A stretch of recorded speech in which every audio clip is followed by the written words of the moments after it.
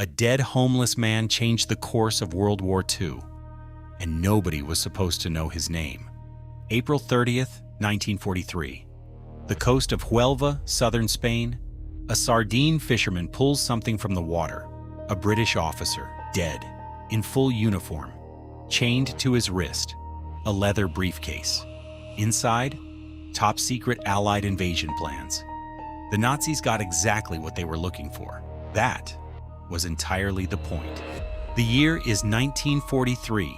The tide of the war is slowly turning. North Africa has fallen to the Allies. The next logical step, invade Europe from the south. The target is obvious: Sicily, the stepping stone between Africa and the Italian mainland. Too obvious. Every German general knew it. Every map said it. If the Allies landed in Sicily, they would be walking into a steel trap.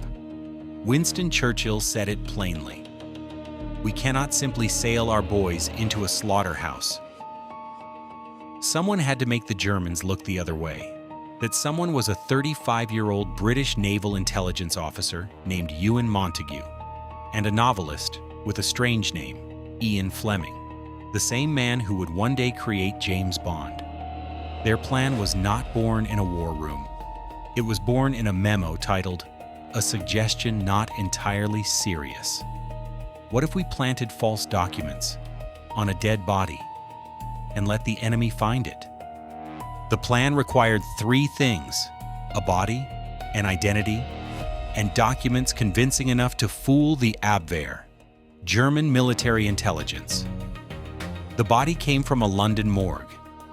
A Welsh drifter named Glyndwr Michael, who had died of rat poison, likely ingested from a piece of poisoned bread he ate in desperation. He had no family, no one looking for him.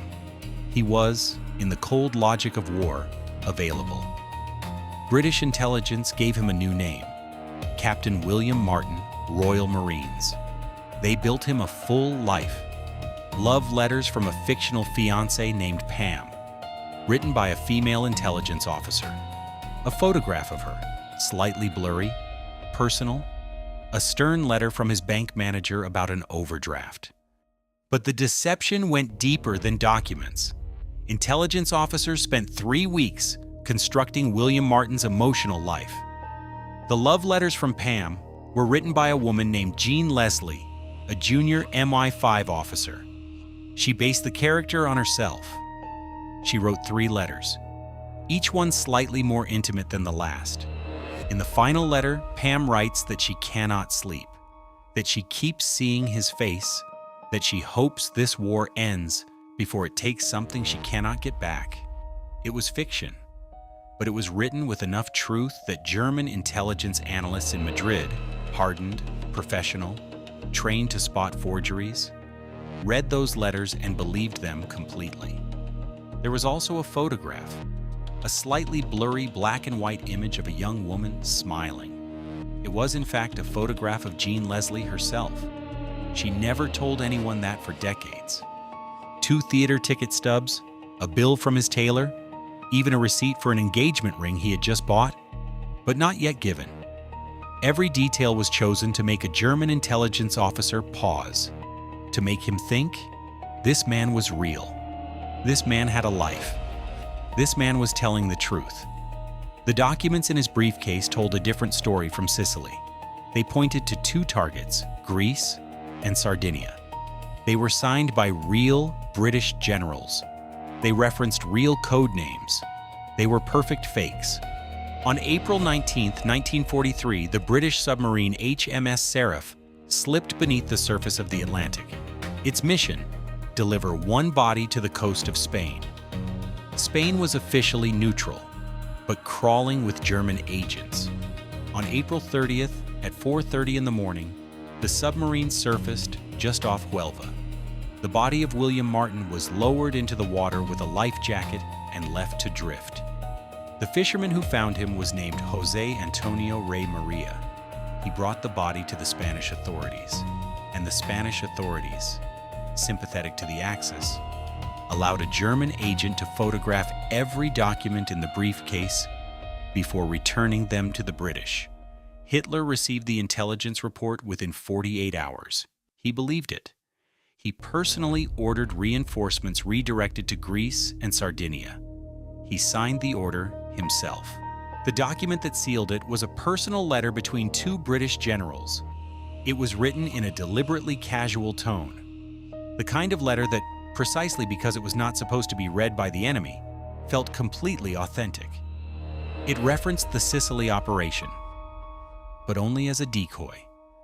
It spoke of the real targets, Greece and Sardinia. It complained mildly about the difficulty of keeping the operation quiet given how many Allied officers now knew about it.